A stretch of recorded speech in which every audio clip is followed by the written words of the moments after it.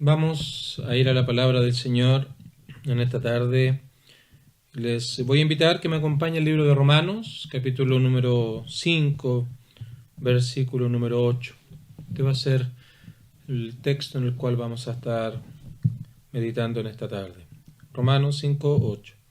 Mas Dios muestra su amor para con nosotros, en que siendo aún pecadores, Cristo murió por nosotros. Nuestro tema para esta tarde se titula ¿Cómo experimentar el amor de Dios?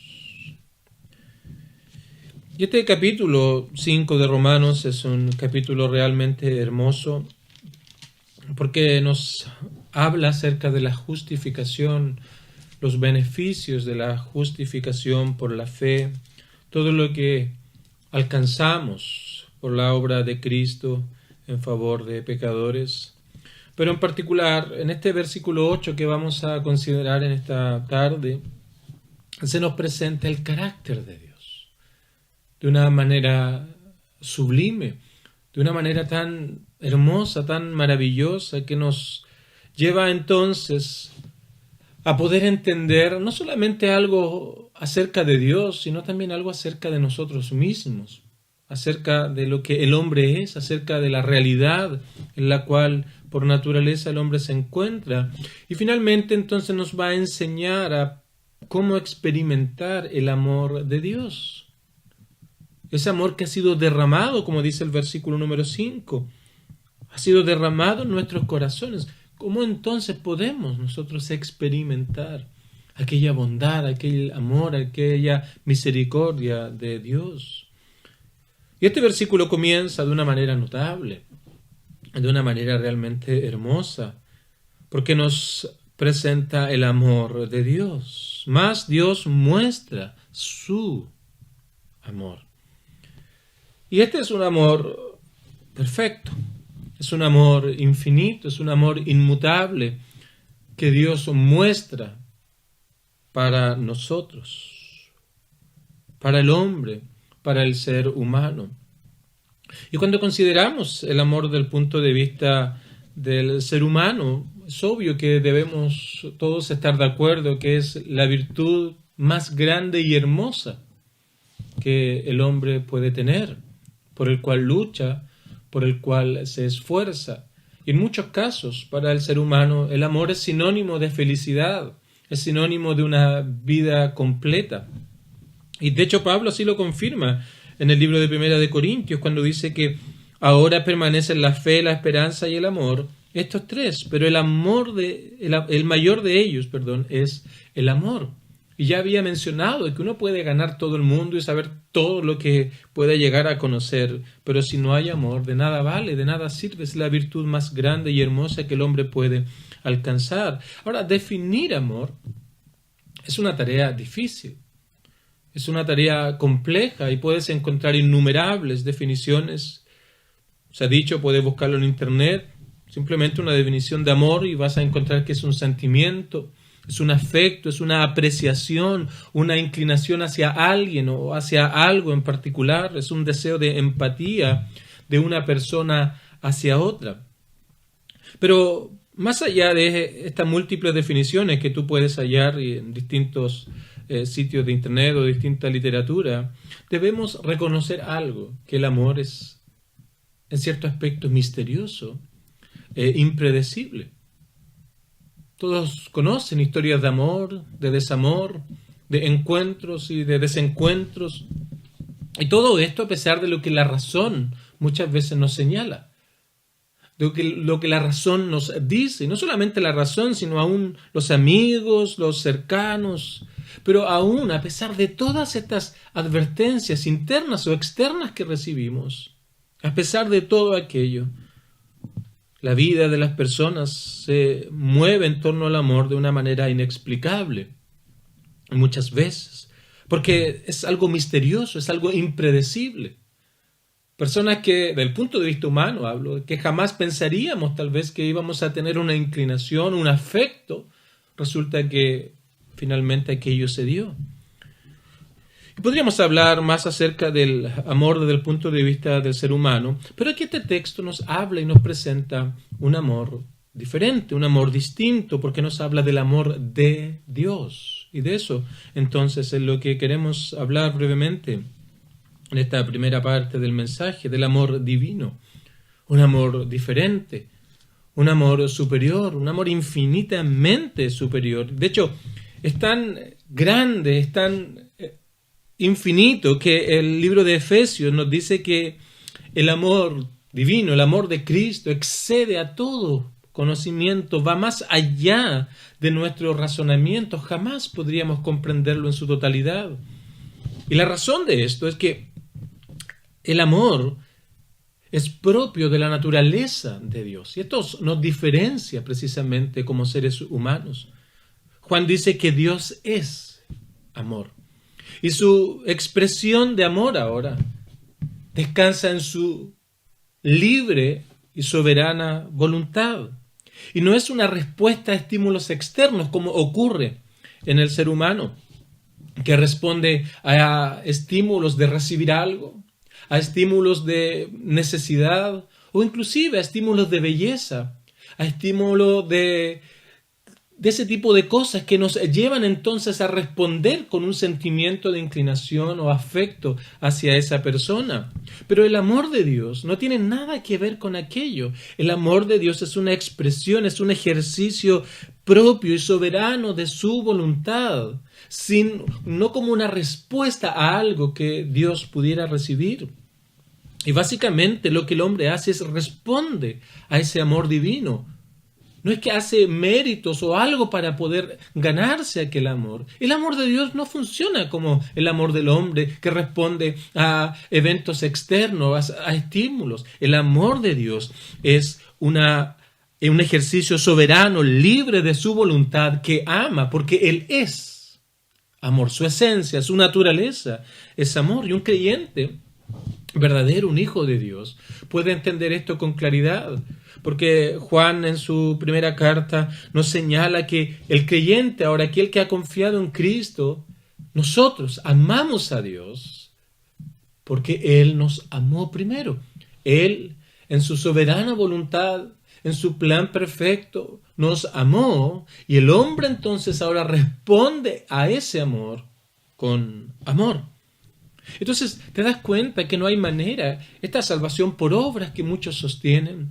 ¿Qué puedo hacer yo para ganarme el favor de Dios o el amor de Dios? No hay nada que podamos hacer porque el amor de Dios es infinitamente superior, excede a todo conocimiento, de tal manera que no responde a estímulos del hombre, a estímulos del ser humano, como que Dios estuviera obligado a hacer algo en vista de lo que el hombre ha hecho para poder ganarse el favor de Dios.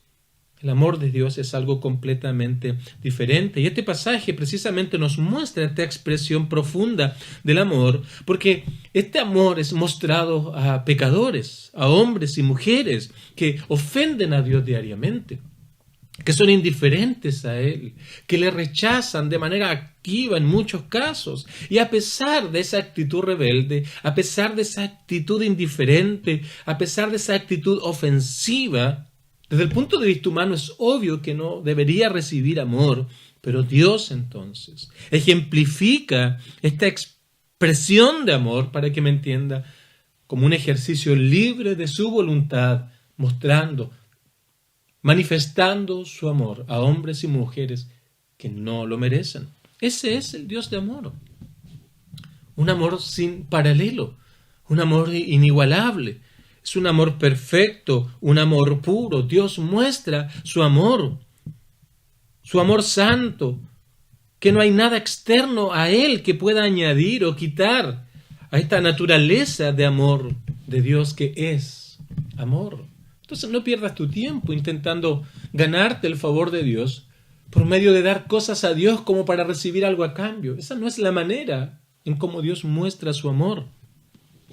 Y aquí estamos entonces, en este versículo que nos expresa la demostración de amor más grande y profunda que podemos hallar.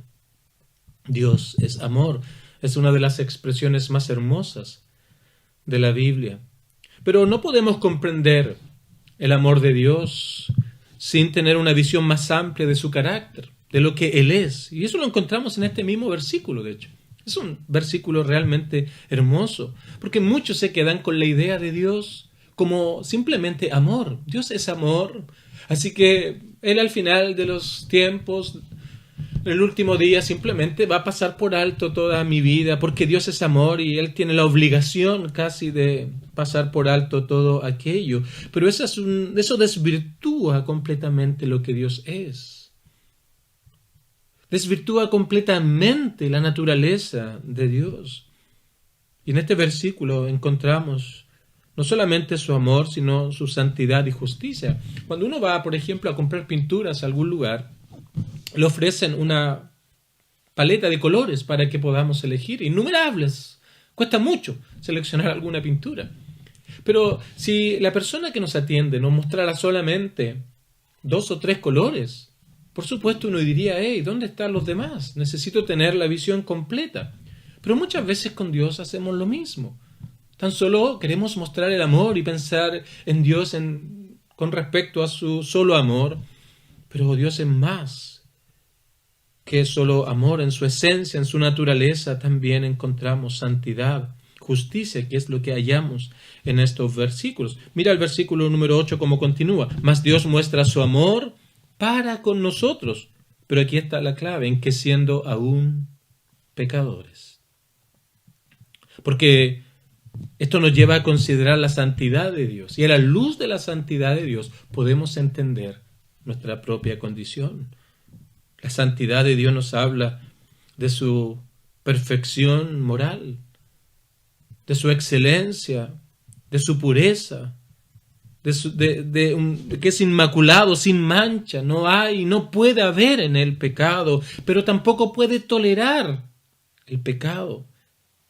Está infinitamente más allá de nosotros mismos. Y vemos un resumen de esto en sus 10 mandamientos, sus normas perfectas, sus normas que son eternas. Él es el único Dios y le debemos alabanza a Él, le debemos adoración a Él, pero también debemos respeto y amor hacia nuestro prójimo.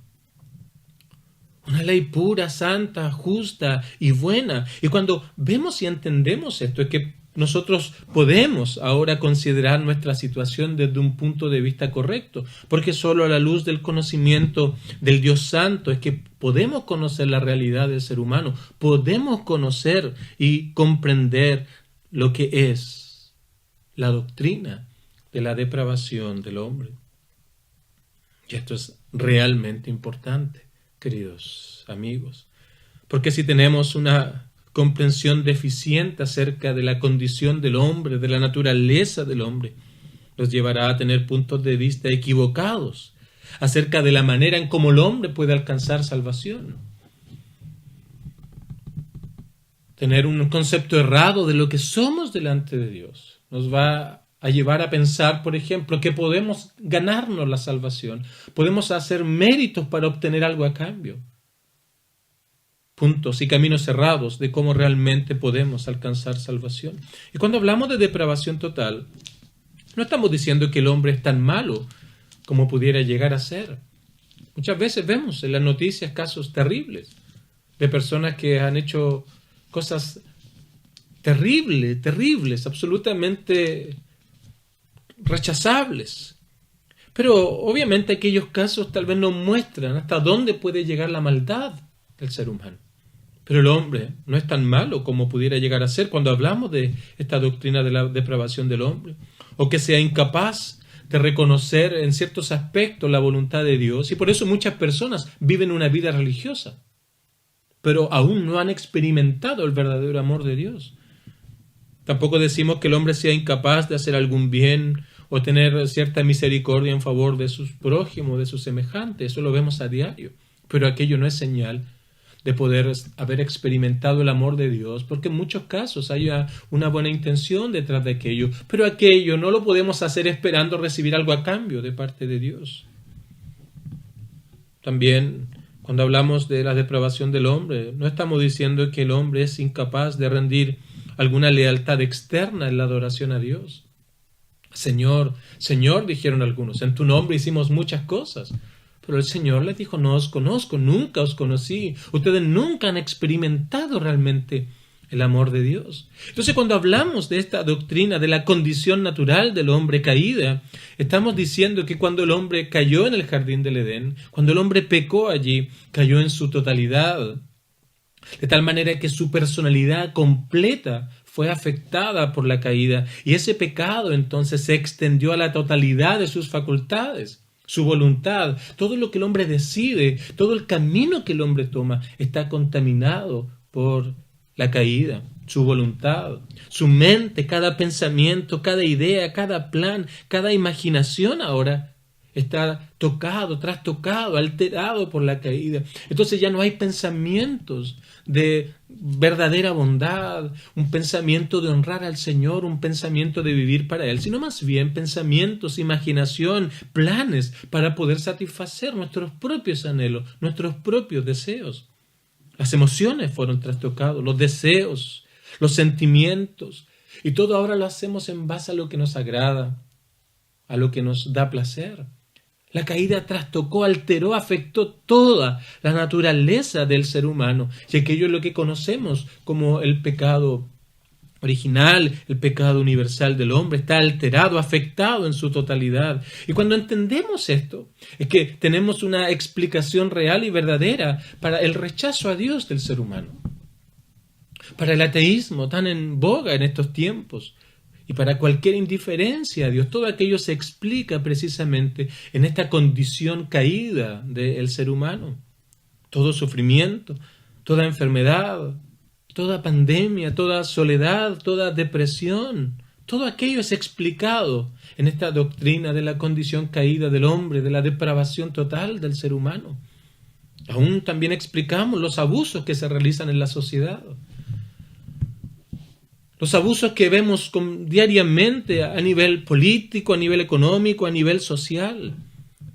Y también encontramos respuesta a la manera en cómo esta última, la sociedad, busca resolver problemas, muchas veces por medio de la violencia, afectando de distinta manera a su prójimo.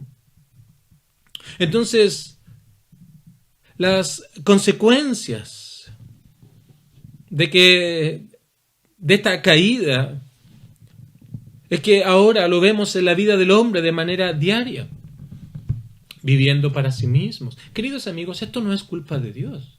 Todo lo que vemos a nuestro alrededor, todas estas cosas que acabo de mencionar, todo aquello es la responsabilidad de cada ser humano.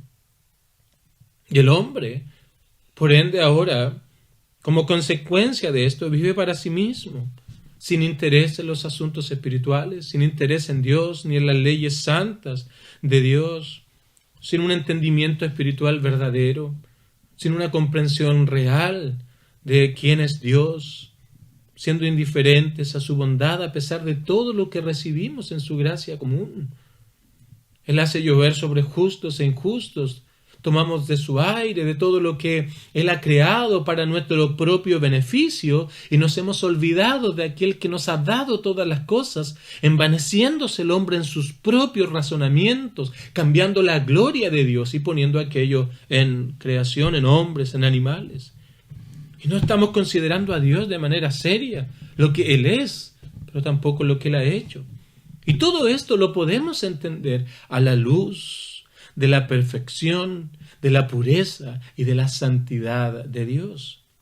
El pecado es grave a la luz de la santidad de Dios. Por eso, en que muchos aspectos, para poder traer su agenda anti-moralidad, traer esta verdad que es subjetiva, para poder traer todas estas filosofías, es que necesariamente deben apartar a Dios, que establece normas morales absolutas, para poder entonces dar rienda a su propio razonamiento, sin considerar la gravedad del pecado que es en contra de Dios. Y la consecuencia es que, debido a esta realidad pecaminosa de todo ser humano, El hombre está separado de Dios, en enemistad con su Creador, y no hay absolutamente nada que pueda hacer para poder estar en comunión con Dios. Nada en el hombre, absolutamente nada puede conducirnos a una correcta relación con Dios. Así que la reacción, la demostración de la santidad en contra del pecado del hombre es que ese pecado debe ser tratado por Dios. Y hay una paga, una consecuencia producto de toda esta vida en contra de Dios. Y que el mismo libro de Romanos lo dice en el versículo número 23 del capítulo 3, si me acompaña. Por cuanto todos pecaron, porque esto es una realidad inherente a todo ser humano, están destituidos de la gloria de Dios, están separados, están en enemistad, no pueden alcanzar la gloria de Dios por sus propios esfuerzos. Y el versículo 23 ahora del capítulo 6 añade, la paga del pecado es muerte, separación de Dios, sin estar en comunión con Dios. Y quiero moverme a mi tercer punto, que es acerca de la justicia de Dios. Porque Dios es amor, Dios es santo, el hombre es pecador, hemos violado sus normas. Entonces Dios también es justo y Él debe tratar con todo esto. Y Dios no puede ser de otra manera. Porque debido a su santidad, Él no puede actuar en relación al pecado de otra manera que no sea por medio de su perfecta justicia. No puede hacerlo. Pensemos en esta ilustración, que es bastante limitada, pero nos puede ayudar a comprender esto que estoy diciendo. Piensa que se presenta delante de un juez, un hombre que ha hecho un delito enorme. Ha causado muchísimo daño, tal vez ha asesinado, ha abusado, se ha aprovechado de personas y tal, cualquiera que tú puedes ver en las noticias que son constantes. Y se presenta delante del juez, las pruebas son ineludibles y el juez simplemente va a decir, ok, la verdad es que necesito mostrar bondad hacia él. Es una buena persona, independiente de lo que haya hecho. Él en el fondo, dicen, es una buena persona. Algo debe haber en él que es una buena persona. Él, por cierto, ha violado las leyes de este país, pero en un acto, dicen ellos, de amor meramente. Entonces lo voy a dejar libre. Por supuesto que eso traería una gran indignación, porque no ha actuado conforme a la justicia que se demanda de esta persona, e inmediatamente lo catalogaríamos de un juez corrupto, que no merece ser juez, debería ser sacado de allí, porque no está haciendo lo que debería hacer.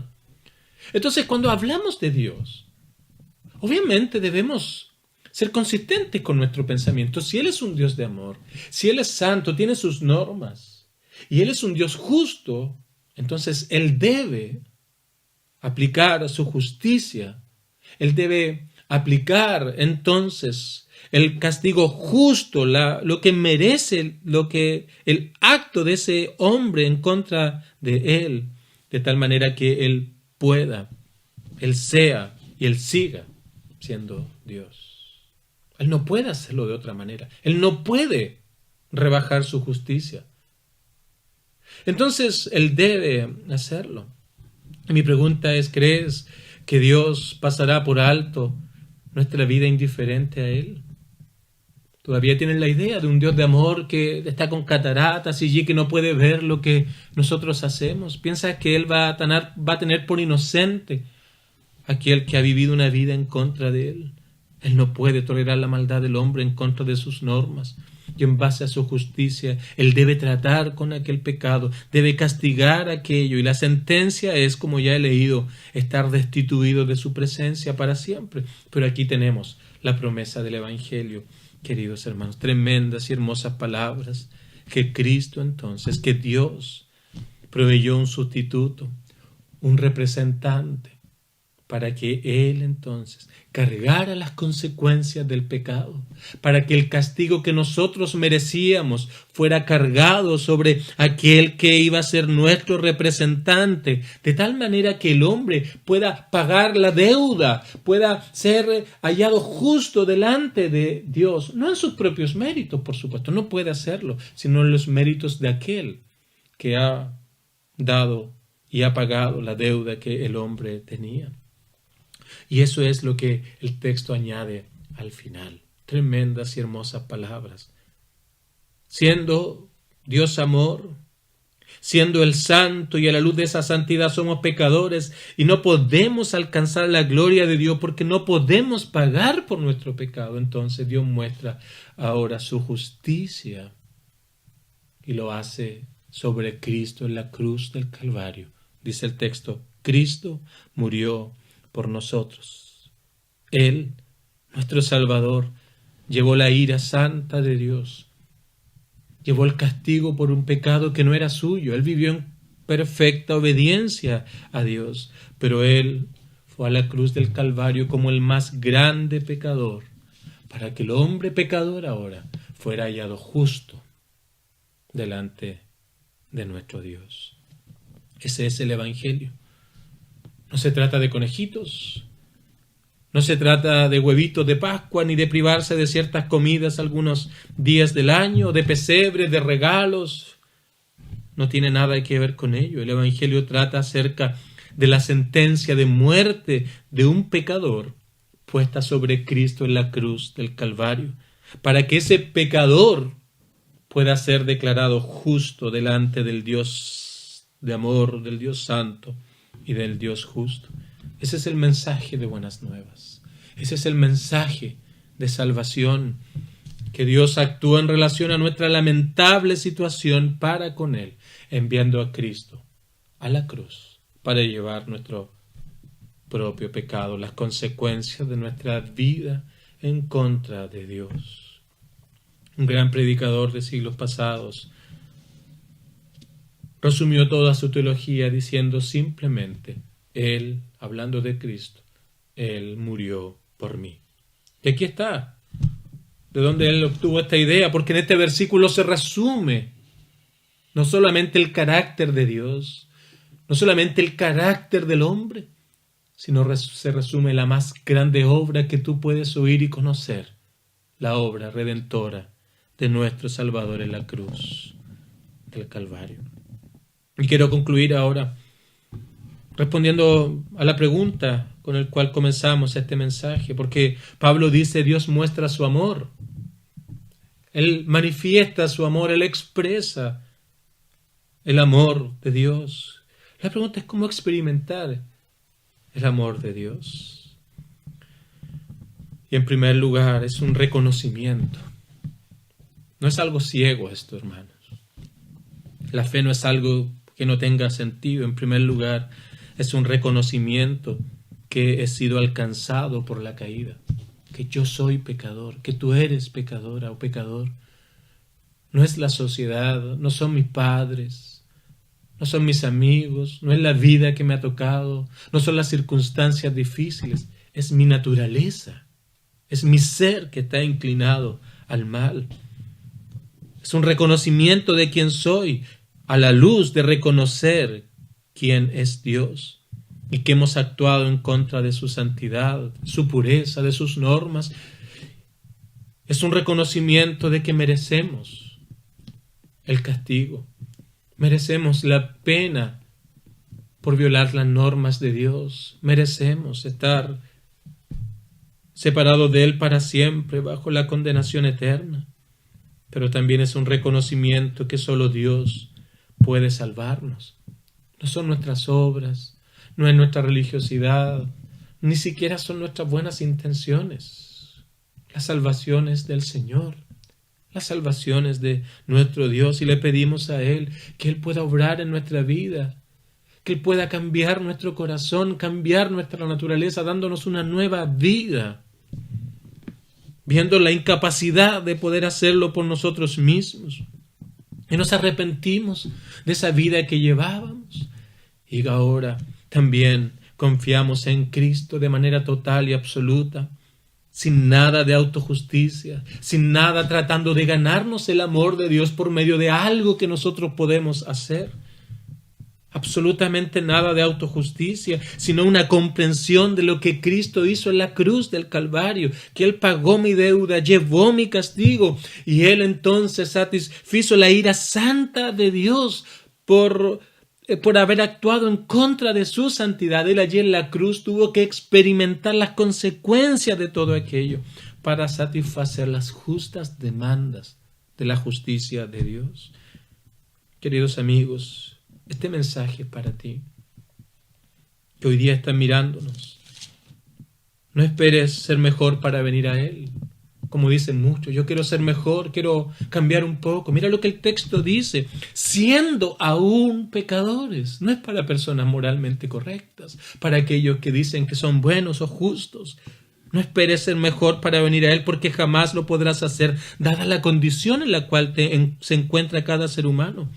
El amor de Dios es manifestado a pecadores, a los que tienen necesidad de médico, como dice Jesús. Yo no he venido a los sanos, sino a los enfermos, a aquellos que tienen necesidad de médico. A ellos he manifestado el amor de Dios, y debes reconocer tu condición para poder experimentar el amor de Dios. Ese amor sin limitar que lo llevó a entregarse a sí mismo en la cruz, a llevar las terribles consecuencias del pecado y hacer todo esto en favor de personas que no lo merecían. Queridos amigos, ese es el amor de Dios. ¿Lo puedes ver? Esta expresión maravillosa de su carácter, cuando Cristo fue a la cruz del Calvario a morir por pecadores como yo, como tú. Si quieres ver el amor de Dios, mira la cruz del Calvario. Si quieres ver la santidad de Dios, la pureza y cómo Él considera el pecado, mira la cruz del Calvario. Si quieres ver la justicia de Dios, mira una vez más a la cruz. Donde había separación ahora entre el hombre y Dios, hay un puente que nuestro Señor Jesucristo ha trazado. Donde hay enemistad, ahora puede haber paz. Y todo esto lo alcanzamos por Cristo. Mira, vamos al verso 1 para terminar, del capítulo 5. Tenemos paz para con Dios. Donde había enemistad, donde había condenación, donde había impureza, ahora hay paz por medio de nuestro Señor Jesucristo. Todo lo podemos alcanzar por medio de Cristo y su obra en la cruz del Calvario. Y termino leyendo una vez más este maravilloso y notable versículo del verso 8. Mas Dios muestra su amor, Él es amor, para con nosotros, en que siendo aún pecadores, Dios es santo, y a la luz de esa santidad no tenemos nada más que decir que somos pecadores. Pero a pesar de todo aquello, la justicia de Dios se mostró y lo hizo sobre Cristo, quien murió, quien sufrió, quien llevó el castigo por el pecado en la cruz del Calvario.